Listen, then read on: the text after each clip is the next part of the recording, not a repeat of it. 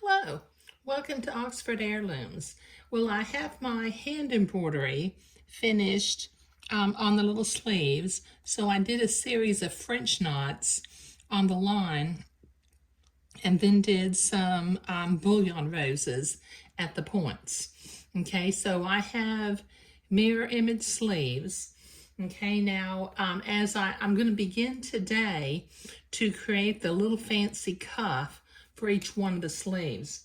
But before I do that, I need to fold the bottom of each sleeve in half and mark it in the middle at the bottom. So that's one. And let me do another one.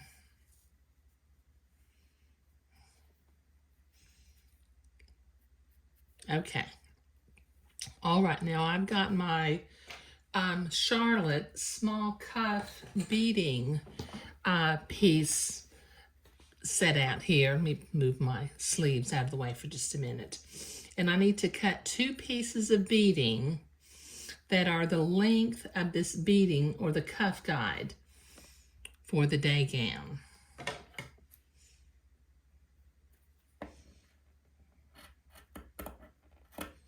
That's one.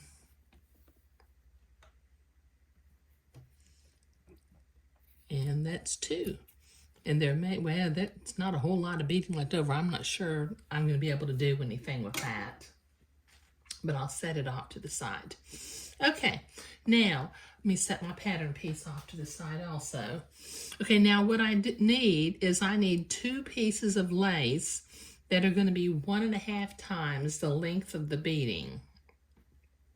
And once again, 1.5 is the same as 3/2. So I'm going to fold the lace to where I have 3/2 in a layer and then cut it and cut a second piece for the second cuff. Okay.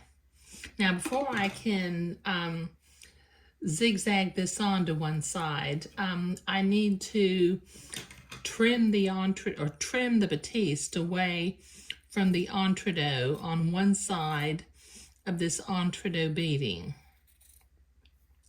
And just as a public service announcement, when you buy this entredeaux beading, always check to make sure that the ribbon that you're planning to use will fit into it before you buy it and have it, or before it gets cut and you have to buy it.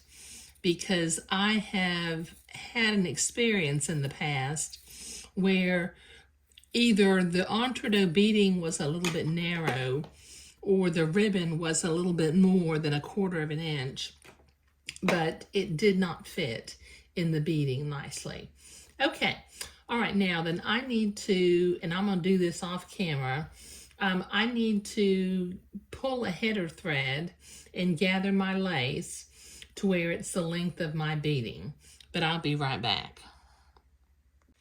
Okay, I've got my lace gathered up and I've got my machine set to a zigzag and the appropriate stitch length and stitch width for sewing entredeaux.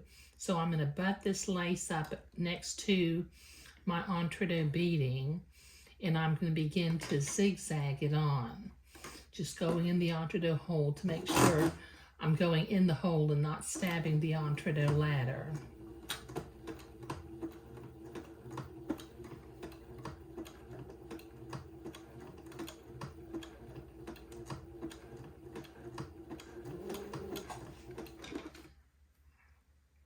I gotta be careful with this lace because it's really fairly narrow and I don't want to sew a gather on top of itself.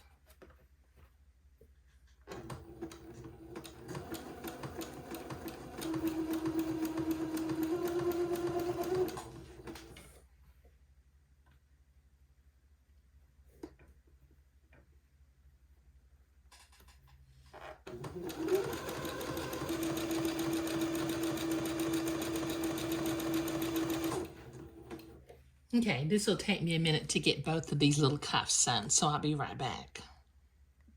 Okay, I've got the lace sewn onto both cuffs. Now what I'm going to do, since I need to attach this to the sleeve, I'm going to make a little blue mark in the center of each cuff, just by folding it in half and making a little blue mark.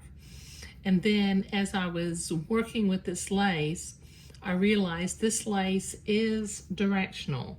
So as I'm looking at it, this one points this way to the left, and this one points to the right. So when I put them on the cuffs, I'm going to want to make sure that my little arrows are pointing towards the back of the sleeve, because y'all know probably by now how I am about directional lace. Okay, now I'm going to set my machine back to a straight stitch and to a basting length. Whoops, almost dropped my scissors. And I'm going to sew basting threads on the bottom of the sleeve and also on the top of the sleeve. I'm going to do the first one about 1/8 of an inch away from the edge of the fabric, and I'll do the second one about 1/4 of an inch away from the first one.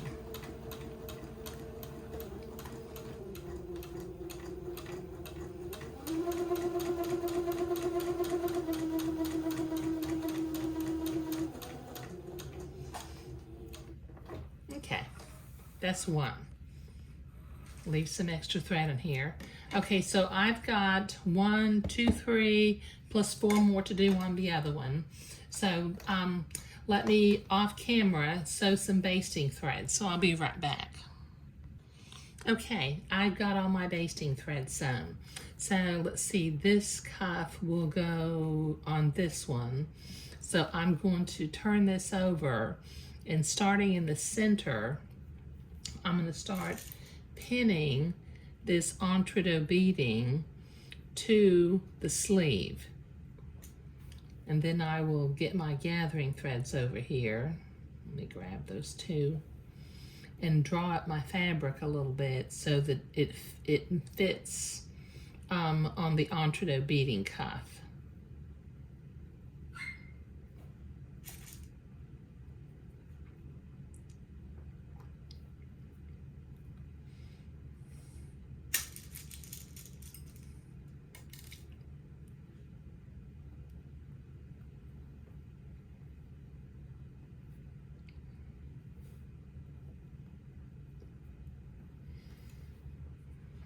Draw up the other side also.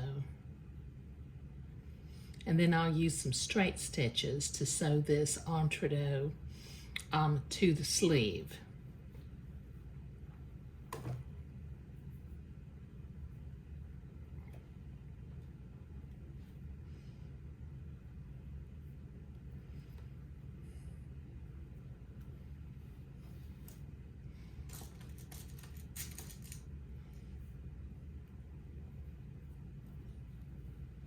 And move the gathers until they're even.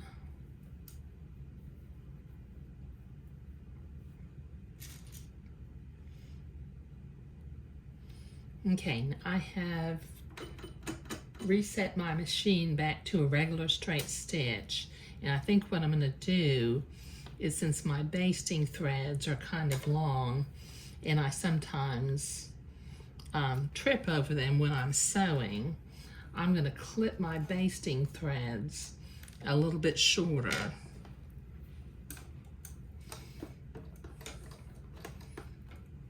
And then I will, sewing right next to the entrecôte ladder, I'm going to sew this entrecôte beading to the bottom of the sleeve. Take my pins out as I come to them.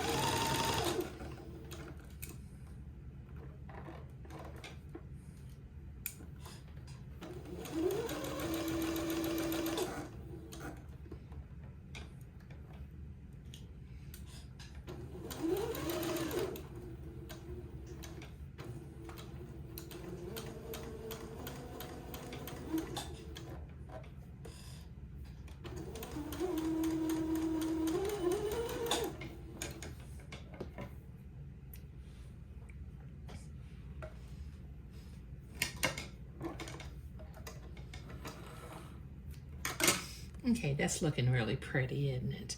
Okay, now I need to repeat this process for the other sleeve. And then I will go to the ironing board and I will press my entree seam to the inside of the sleeve, and then I'll come back and zigzag it. But this will take me a minute to get the second sleeve sewn, or the second cuff sewn onto the sleeve, and get to the ironing board. So I'll be right back. Okay, so I have been to the ironing board and I've got my machine set back for a zigzag and the appropriate stitch width and stitch length for sewing entree. And I'm going to zigzag this gathered fabric to the entree on the entree beading. Just catch the fold of the gathered fabric on the left and the entree ladder on the right.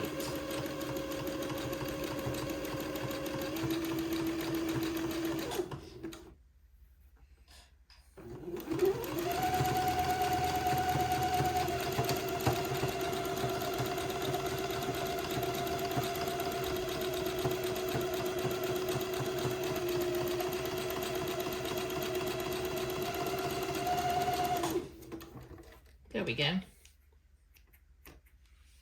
Oh, that is looking so sweet. It's gonna be just a precious, precious little sleeve. Okay, now I'm gonna use my seam ripper, and this bottom gathering thread is still showing. So I'm going to pull that out, and then I'm gonna reach inside and get the other side of the gathering thread and take that out. Okay, so that's looking super, super sweet. Now I need to zigzag the other cuff, and then I will be finished for today, but this will take me a minute. Okay, these little sleeves are looking just super precious, and I really think that I like the curved lace detail with a little bit of hand embroidery. And I'm glad that I traced my lace shaping upside down from the pattern piece, because I really do kind of like having it pointing down with the embroidery underneath it. Okay, so in the next video, I will be beginning to set the sleeves into the armholes of the body of the garment, and we're getting close to being finished with this garment. So once we get the sleeves set in, I'll need to sew the buttons on the back of the gown so that I can button it closed and get that hemmed. And since I got that wild hair to do this series of light blue French knots, I'll be doing that along the hem also. But creating the fancy little lace and entree beading cuffs was what I was doing today. Thank you.